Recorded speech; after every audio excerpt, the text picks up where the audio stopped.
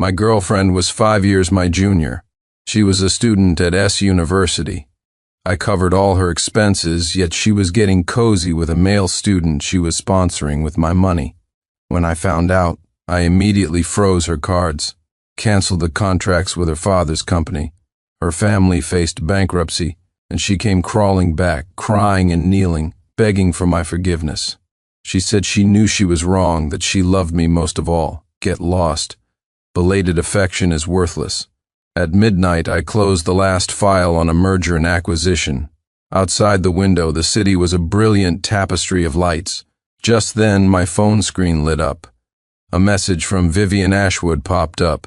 Sincere, I had the kitchen keep some nourishing soup warm for you. Remember to drink it when you get back. Such a thoughtful gesture sent a wave of warmth through me. I rubbed the bridge of my nose and pressed the intercom. Charles, get the car ready. Half an hour later, I was at Hillcrest Manor. I opened the door to find Vivian curled up on the sofa, scrolling through her phone. The hem of her silk robe had ridden up to the top of her thighs. On the coffee table was the late-night snack the butler had prepared, truffle-stewed eggs with caviar. Beside it sat a newly delivered, limited-edition Hermes handbag, the satin ribbon on the box still untouched. Hearing me, she padded over barefoot to take my suit jacket, a fresh, clean scent wafting from her, as if she'd just stepped out of the shower. Sincere, you're back. Vivian kissed my cheek. The SA at Hermes said that Crocodile Birkin came in. There are only 3 in the world, and I undid my cufflinks as I walked toward the bedroom. If you like it, order it. You're the best, Sincere. She leaned in and kissed my cheek again. Oh, by the way, about that startup project from my underclassman Ethan Miller.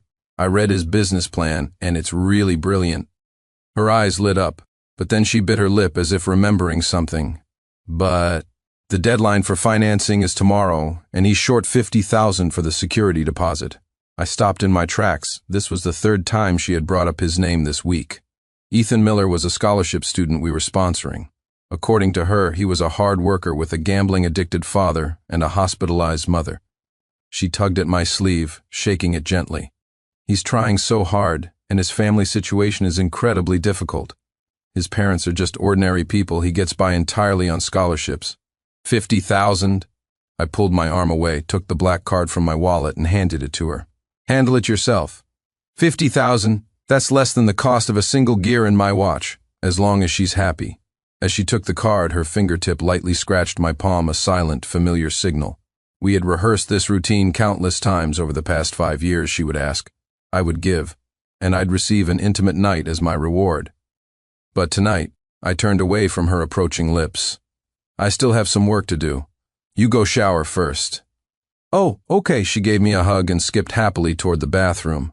Soon the sound of running water filled the air. I stood before her vanity. Dozens of lipsticks were scattered across the crystal-encrusted surface, each tube bearing a custom gilded logo of her name. Suddenly I noticed a flyer for a university startup competition tucked underneath everything. In the winner's photo, a handsome young man in a cheap suit was smiling shyly at the camera. It was Ethan Miller. What was strange was the lower right corner of the photo, where someone had drawn a small heart in lipstick. I picked up the flyer. The back was printed with the contestant's contact information. Next to a QR code for his social media was a line of elegant handwriting, "Go, Ethan, your big sis."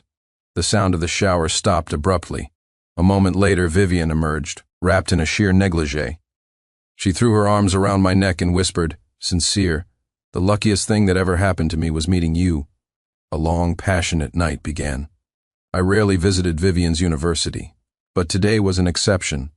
The Hawthorne Group had a partnership program with S University, and as a member of the Board of Trustees, I was invited to attend an entrepreneurial forum at the business school.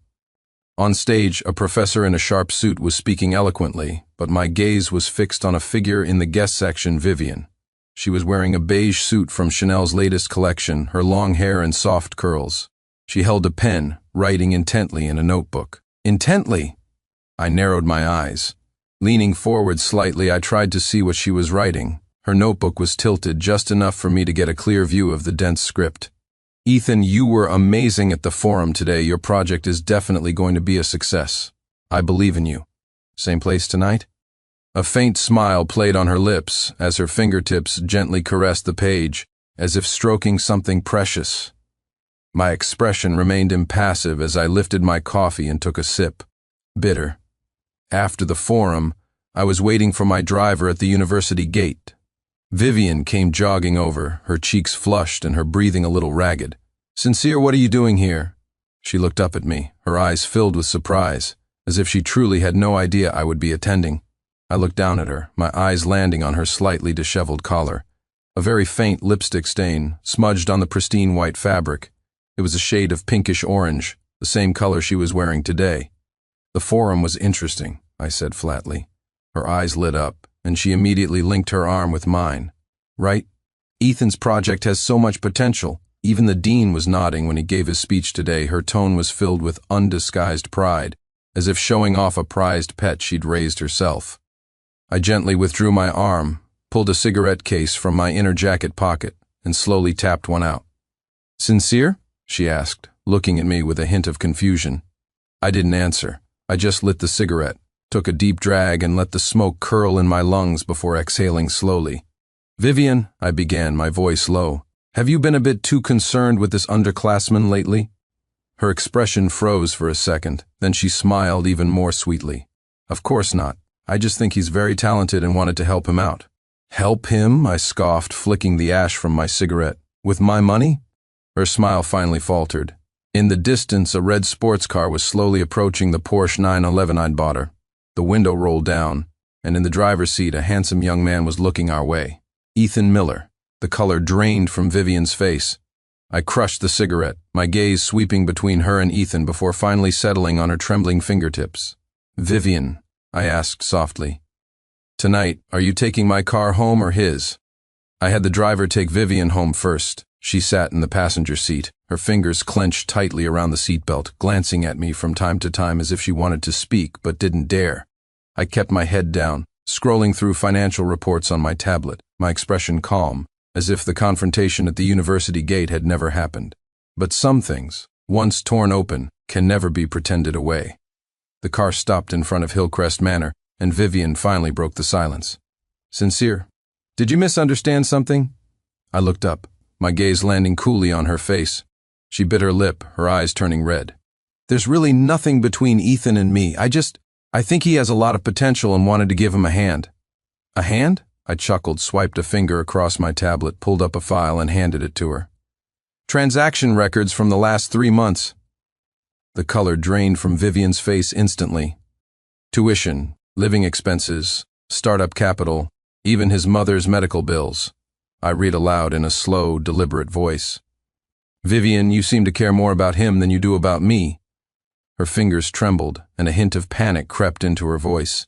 "Sincere, let me explain." "No need to explain." I took the tablet back, my tone even. "I have a business dinner tonight. I won't be back." The moment the car door closed, I saw her through the window, standing there, pale, as if all her confidence had been stripped away. But this was far from enough. Half an hour later, on the top floor of the Hawthorne Group Tower, my personal assistant, Charles Lawson, was already waiting in my office, holding a newly compiled file. "Mr. Hawthorne, I have the information," he said, handing me the folder. "Miss Ashwood's contact with Ethan Miller is more frequent than we initially thought." I opened the file, my eyes scanning pages of security camera screenshots, chat logs, and spending records. The first document contained the chat history between Vivian and Ethan. "Vivian, today's meeting was so boring. All I could think about was what you said last night, Ethan. I wear the shirt you got me every day. All my classmates are so jealous I have such a thoughtful big sis. Vivian, he's flying to Singapore tonight. Same place?" The second document was a statistical summary of their meetings. They met at least 3 times a week, at locations including cafes, the library, and even Ethan's rented apartment. The luxury goods Vivian bought for him, from clothes to watches, totaled over $300,000. The most ironic part was that Ethan had been bragging to his classmates about bagging a sugar mama. In the chat logs, he referred to Vivian as his ATM big sis. "What about Miller's background check?" "Average grades, failed 3 courses. Charles pulled up Ethan's academic record. But he's very active in student groups, often showing off the luxury gifts he receives from a beautiful older sister. Last month, a girl from the literature department gave him a Mont Blanc fountain pen. When Miss Ashwood found out, she immediately bought him a limited edition Patek Philippe.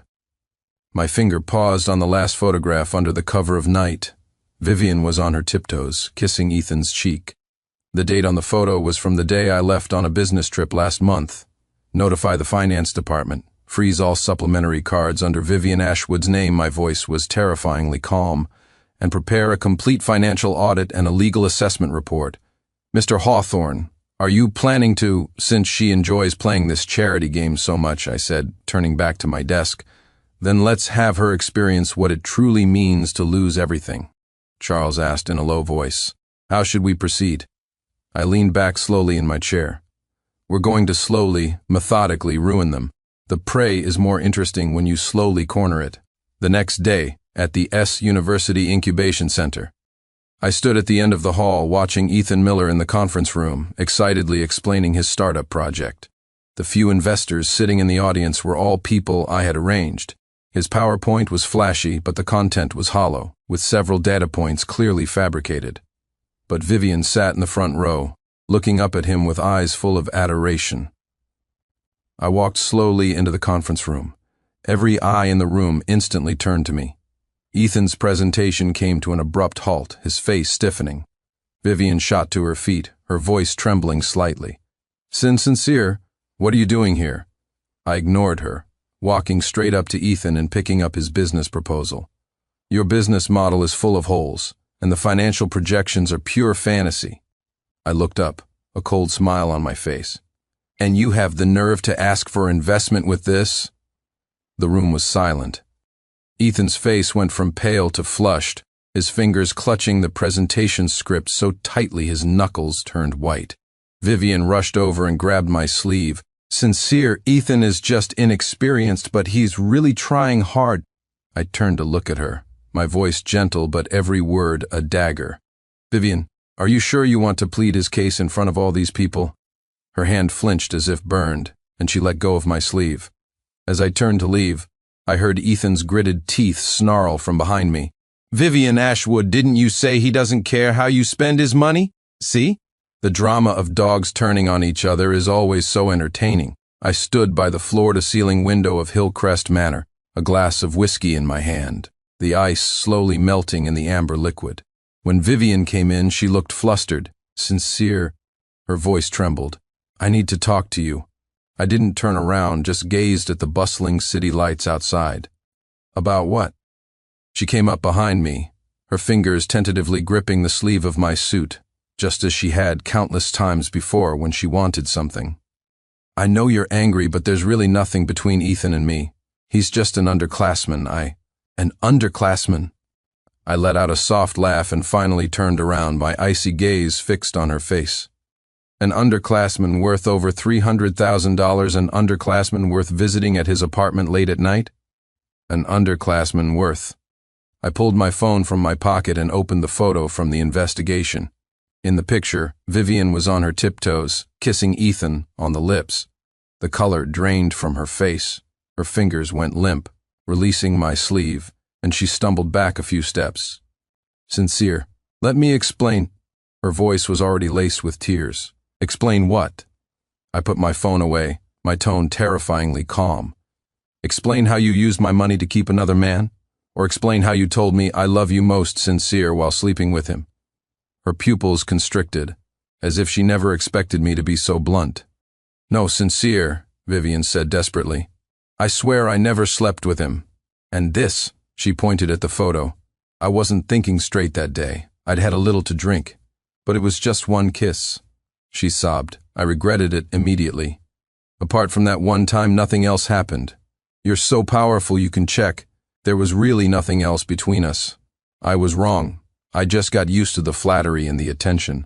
I've always loved you, and I feel terrible about this. The investigation had, in fact, found no evidence that she had slept with Ethan. But so what? Is emotional betrayal not still betrayal?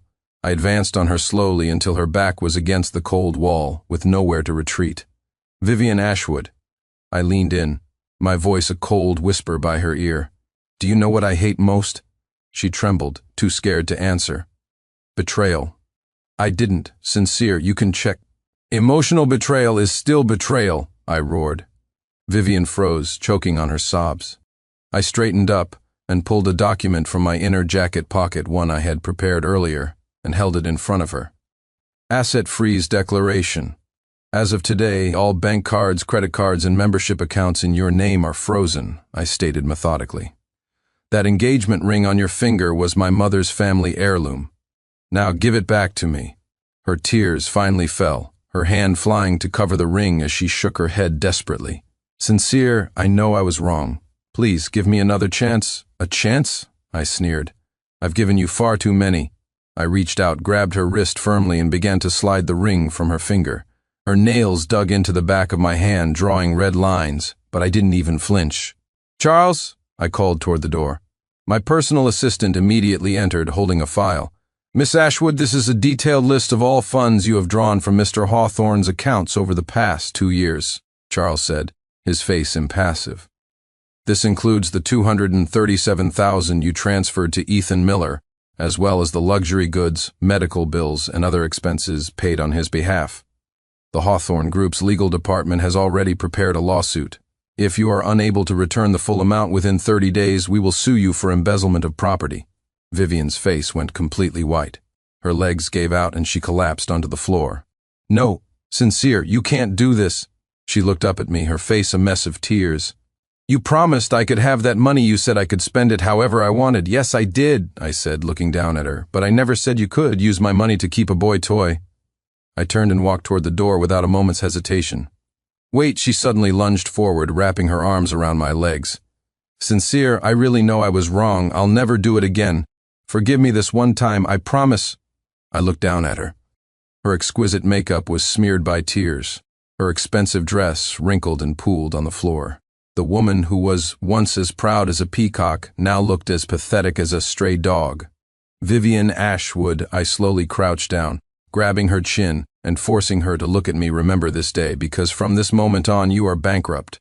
3 days later, on the S University campus forum, an anonymous post exploded. Finance department's goddess, Vivian Ashwood, exposed, cheating on billionaire fiancé, scammed him out of over $300,000. The post detailed their chat logs, intimate photos, and the bank transfers from Vivian to Ethan. Public opinion erupted. Vivian's social media accounts were unearthed, and the comment sections were flooded. She acts so high and mighty.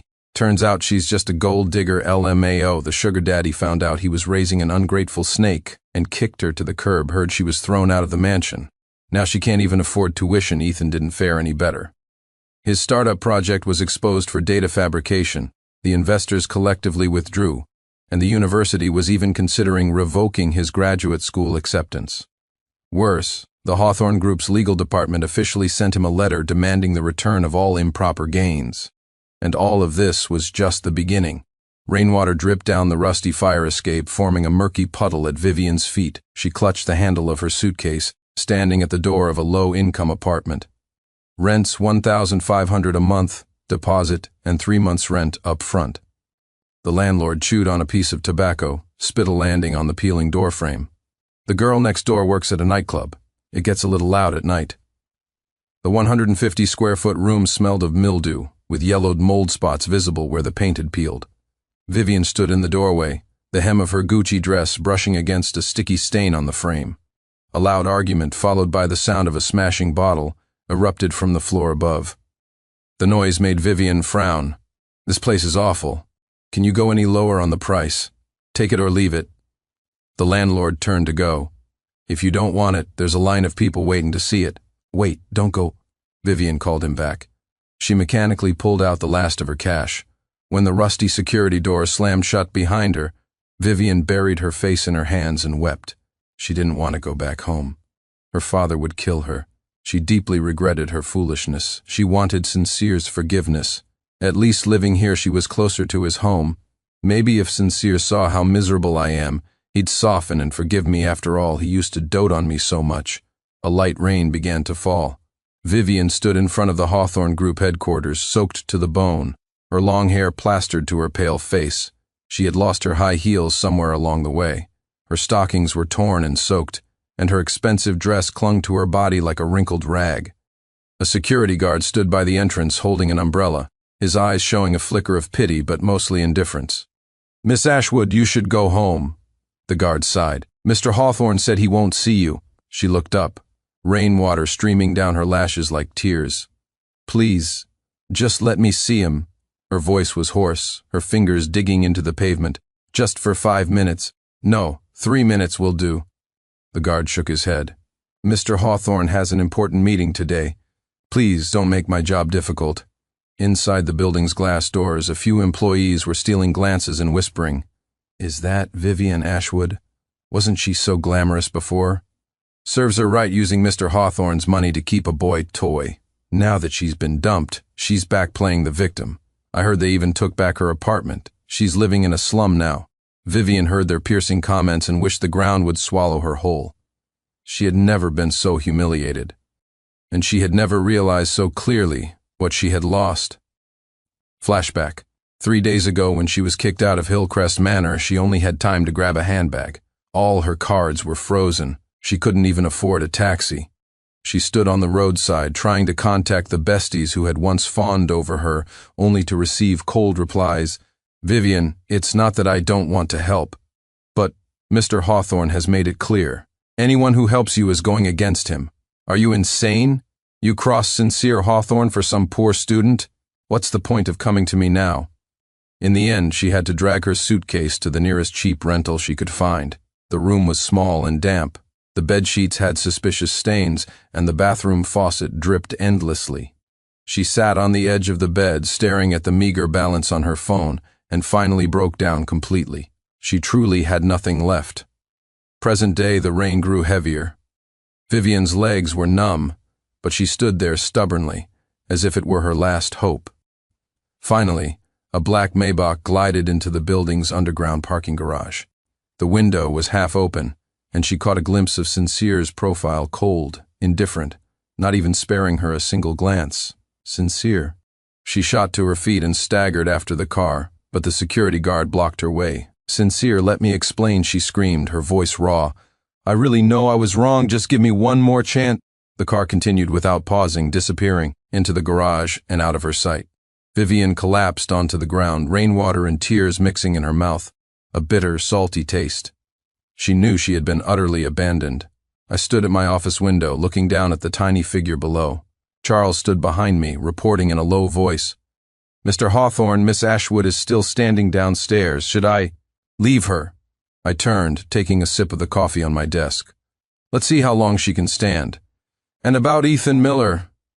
Has the legal notice been delivered? Yes, but he currently has no ability to repay the debt. The university has also rescinded his scholarship. I chuckled softly. Then let's make him a little more desperate.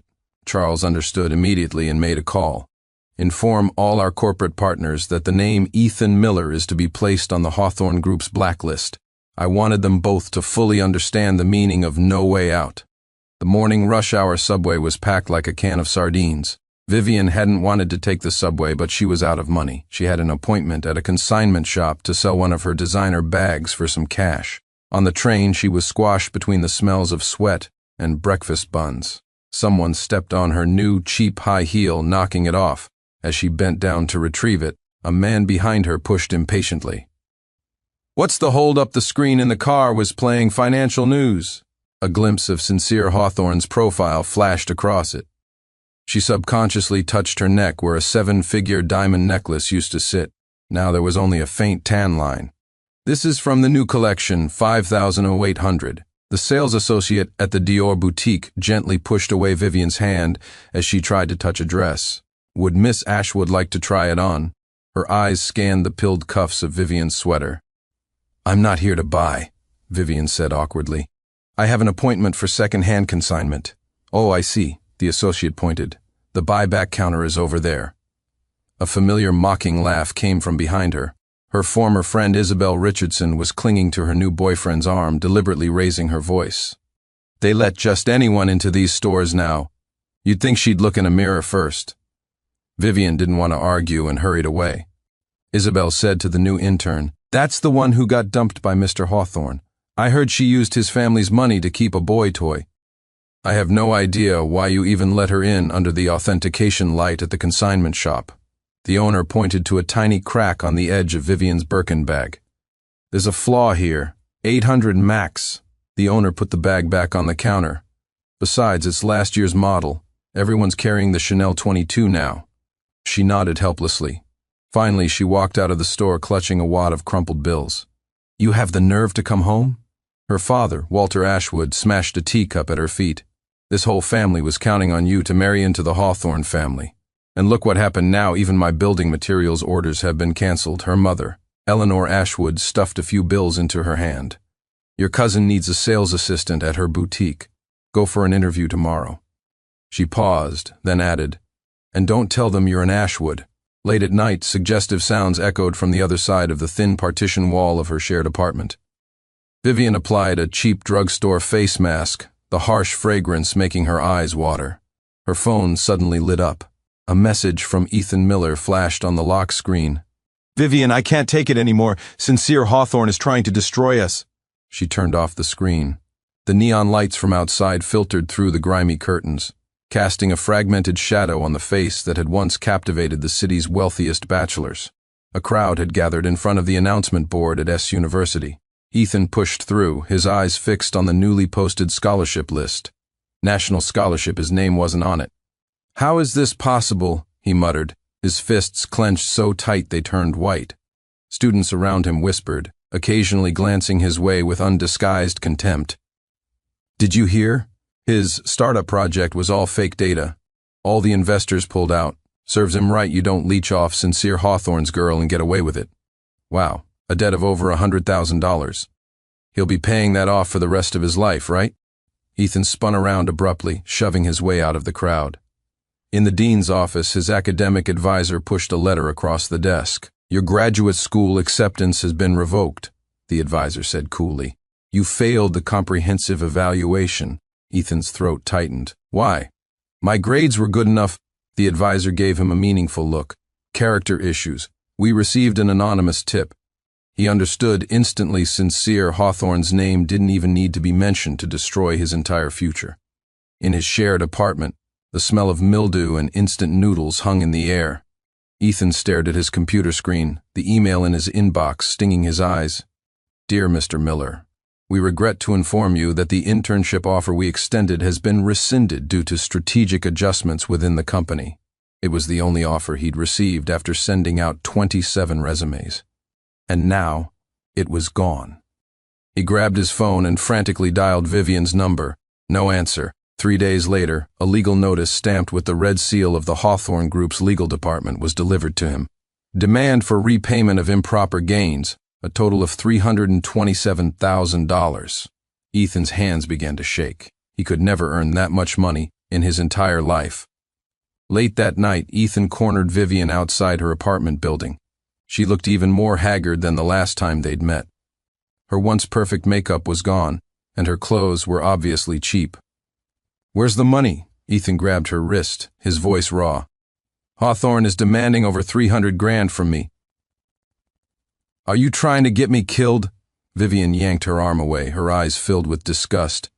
Get lost, I can barely survive myself. If you hadn't seduced me, giving me money, would I be in this mess? Ethan's face was twisted with rage. Go beg Sincere Hawthorne, you slept with him for years, didn't you? A sharp slap landed across his face. You ruined me, Vivian screamed hysterically. You were the one who wanted all the luxury crap.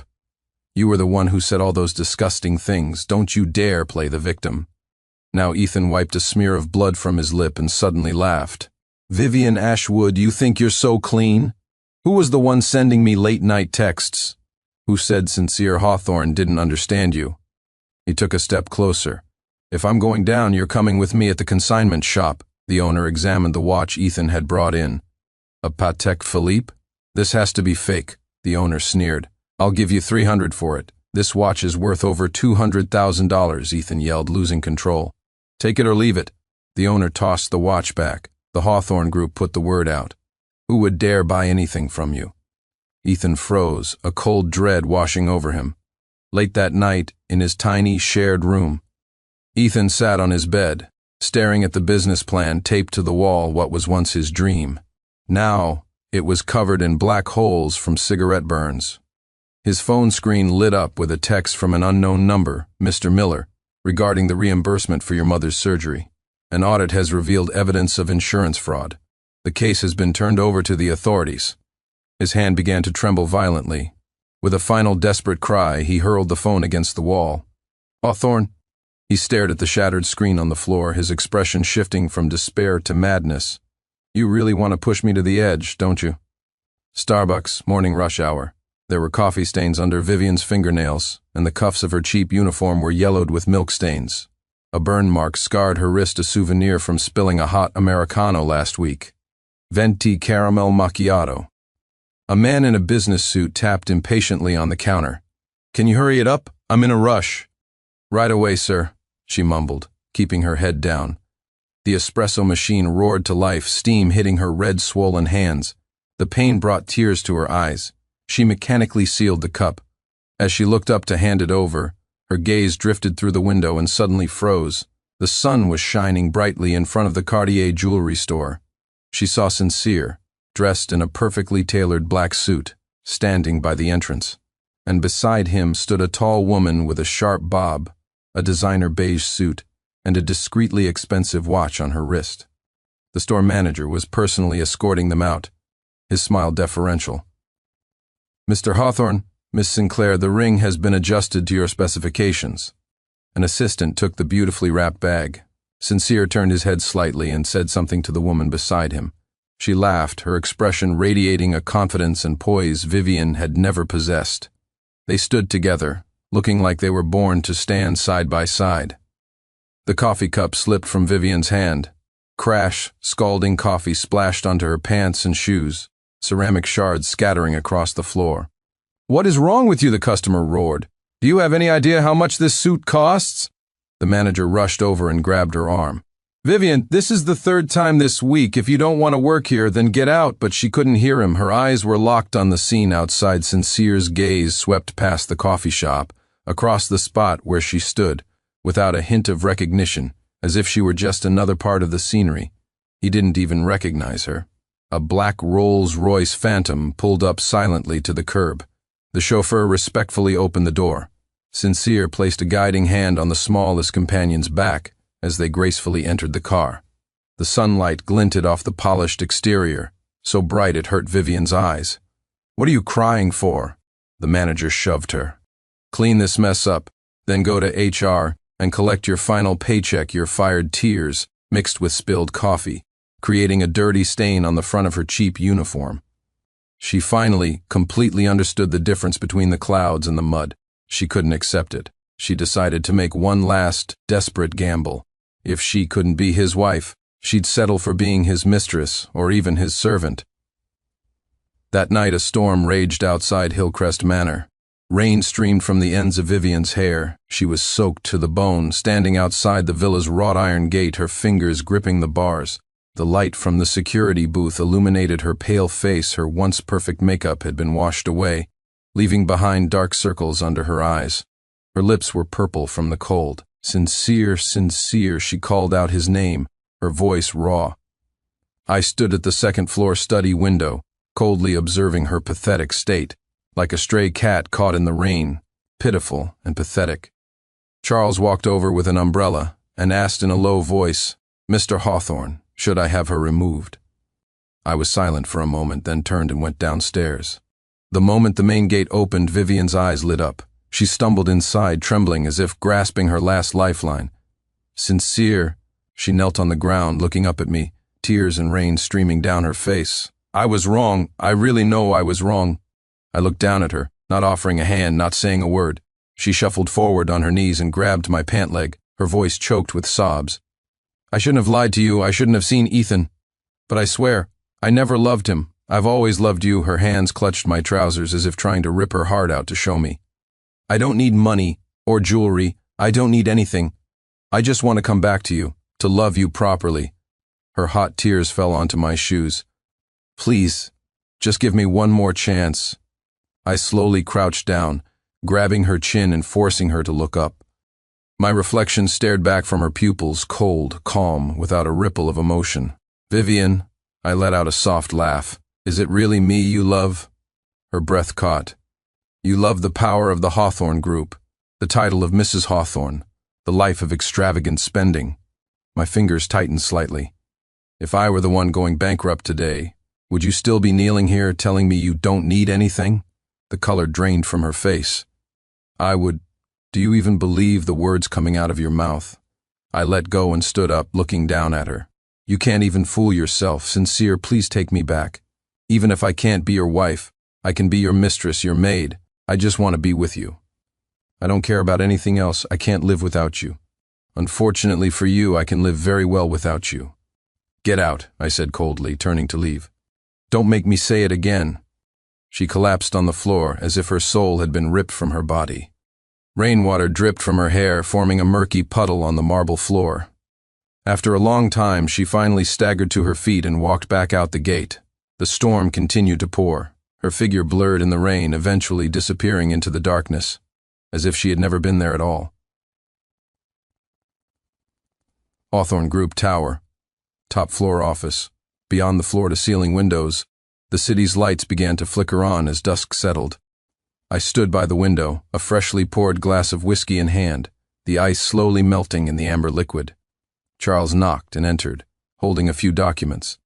Mr. Hawthorne, the situation with Ethan Miller has been resolved, he said, placing the files on my desk. The university expelled him for academic misconduct.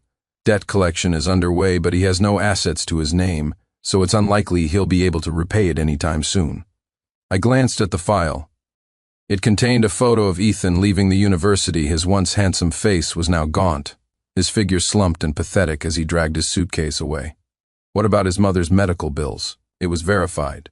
Certain procedures were indeed deemed excessive treatment. Charles adjusted his glasses. The hospital has refunded $150,000. The rest will be recovered in installments. I nodded, my gaze falling on another newspaper, a financial daily.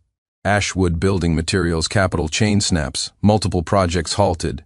The accompanying photo showed Vivian's father standing in front of an empty factory, his hair now mostly gray. The Ashwood family won't last the quarter, Charles stated calmly. The banks have already rejected their loan applications. I didn't say anything, just turned the page. In the corner of the news section, inconspicuous human interest story. Former socialite photographed working in coffee shop. Glory days are over. The photo showed Vivian in a Starbucks uniform, her hair messily tied back, head down as she wiped up a coffee spill. It was a blurry photo, but you could still see the dark circles under her eyes and her rough skin. The diamond earrings once worth $1 million had been replaced by a $10 pair of plastic studs from a street vendor. I folded the newspaper and tossed it into the trash. Outside, a helicopter bearing the Hawthorne Group logo flew across the sky. On my desk was the proposal for my latest project, a $3 billion investment in new energy development in Southeast Asia. Beside it was a proposal for a charity called the Firefly Project, aimed at sponsoring the education of young girls in impoverished mountain regions. The tip of my pen paused on the paper for a moment as I looked out the window. The city was as prosperous as ever, with its endless traffic and glittering lights, but some people and some things were now completely in the past. Notify the foundation. I signed my name, the strokes as sharp as a knife. The Firefly Project launches next week. The moment I set down my pen, the office door clicked quietly shut.